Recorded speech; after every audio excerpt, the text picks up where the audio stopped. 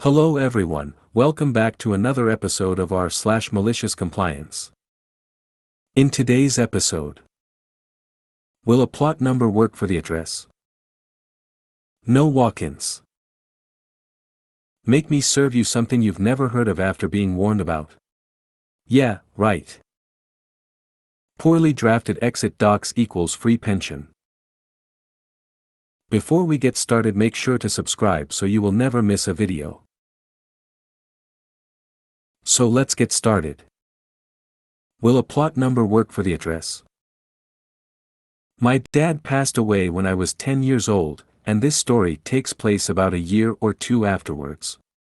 I honestly don't remember exactly how long it had been since a lot had been going on to blur those years together, but I do remember my mom was still very distraught about his death.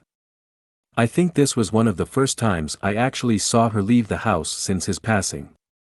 Also, I'm naturally very tiny, so while I was probably like 12, I definitely looked at least half that. On this fateful day, I had to go to the doctor's office. I think I had pink eye, but again I don't really remember. My mom sat me down in the little receptionist office and grabs the paperwork to fill out.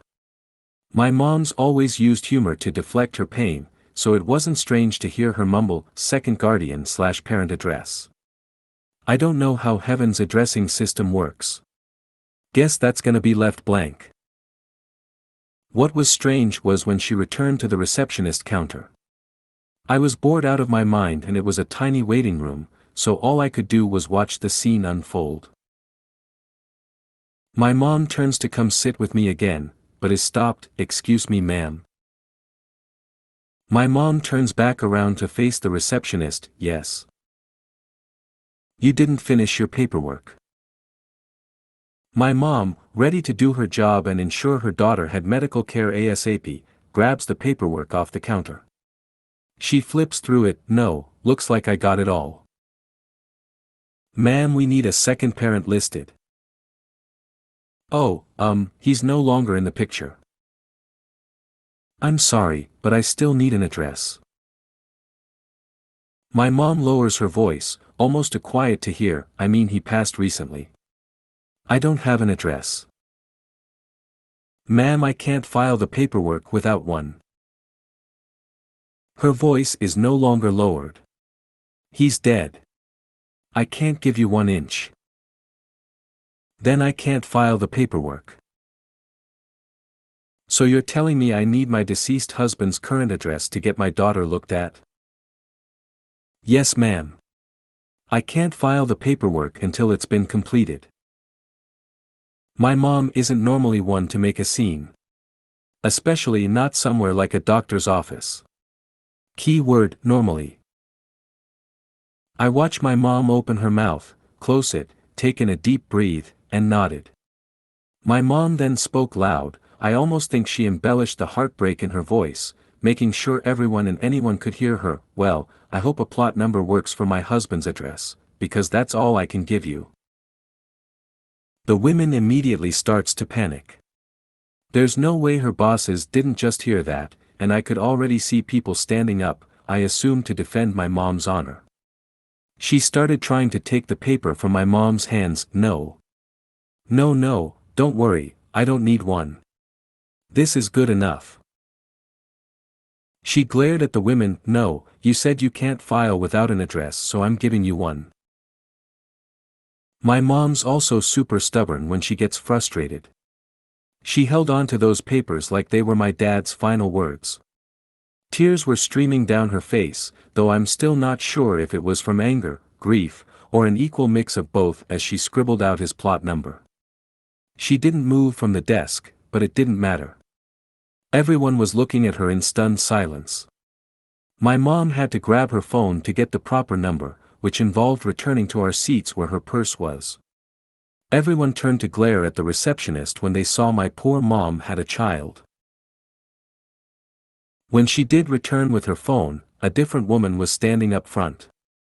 She politely told my mom the plot number wasn't necessary, apologized for the other person, and told her she could happily return to her seat if she likes. Did I already mention my mother is stubborn when pissed? The tears were still coming, but my mom had a blank expression. You cannot file my paperwork without a second parent's address. I will provide you with 1 inch, and after a second of navigating her phone, confirmed what she wrote down was correct, and returned to our seats. The other receptionist did not return while we were there. I also remember my mom being pleasantly surprised when she went over the bill for that. Got a heft discount, like 60% off. No walk-ins. Just a short one, as it's just happened. Staying away for work, so have gone to a chain restaurant for dinner, got here at 1900 hours, so not late, place is barely half full, sorry no walk-ins, as we're too busy. You can try these places, but they also might not be taking orders either. Okay then. Walked out, booked a table online, walked back in. Hi, I have a table booked for 1930. Now sat with a drink and waiting for food, smiley face. Make me serve you something you've never heard of after being warned about. Yeah, right. This happened today. I work as a waiter during the summer in a local restaurant. It's popular among tourists and not so much among local people, meaning we have to deal with a lot of different people. Most dishes are international ones available everywhere, but some are local from our culture. Today I had a table with American tourists, American flag on hats and a backpack with text, Massachusetts, US, it's obvious. They were polite at first but then got pissy when we didn't take their order fast enough. We were at full capacity. I finally managed to get to them and was met with, as an American I shouldn't be waiting that much, we liberated you, disclaimer, they didn't. I just sucked it up and asked what would they like to order. Our menu was available in English but with transliteration and not direct translation. They butchered everything, but that's common and I don't mind. The final item was very very spicy, I would never eat it myself. I warned them, but in reply I got, "Don't you dare tell me what to eat, a minimum wage worker should just write down and serve us, God knows why you have rights." Even though he is right, I am minimum wage worker, the audacity ticked something in me.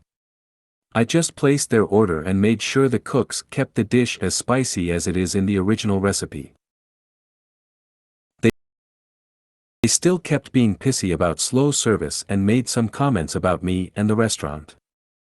I served them everything and was waiting for screaming match. That's what happened. They started screaming that we were trying to injure them, the man started cussing at us. I told them that they were warned but kept cussing. When told to get out by my manager they said, "We're taking you to court. See you in New York." Yeah, right. They were forced to pay and swore to never come back. Edit. I do not hate Americans as a whole. I don't mean to insult the properly behaving ones. The bad ones are more uncommon here. My story is focused on the misbehaving ones, not the good ones. Poorly drafted exit docs equals free pension. This happened to a family member and it's my favorite legal mess-up story. My family member was a partner in a law firm. The way a lot of law firms work is partners who retire get a pension. It's based on their last few years' average salary or something similar. This only applies if you truly retire and not go work somewhere else, and my family member was not near retiring. The two other partners who were in his area of practice at this firm decided to push him out. Instead of trying to come to an agreement for him to leave, they ambushed him in a meeting where they had already drafted exit documents for him to sign. They included some token severance but basically said pack your sh*t or we are going to make this a huge hostile thing and drag your name through the mud, etc. There is a non-compete clause in a lot of partnership agreements, so you can't leave and take clients and go work somewhere else right away if you're a partner. In their haste to prepare these documents they negated a bunch of these clauses so he would be able to work at another firm without waiting the non-compete period.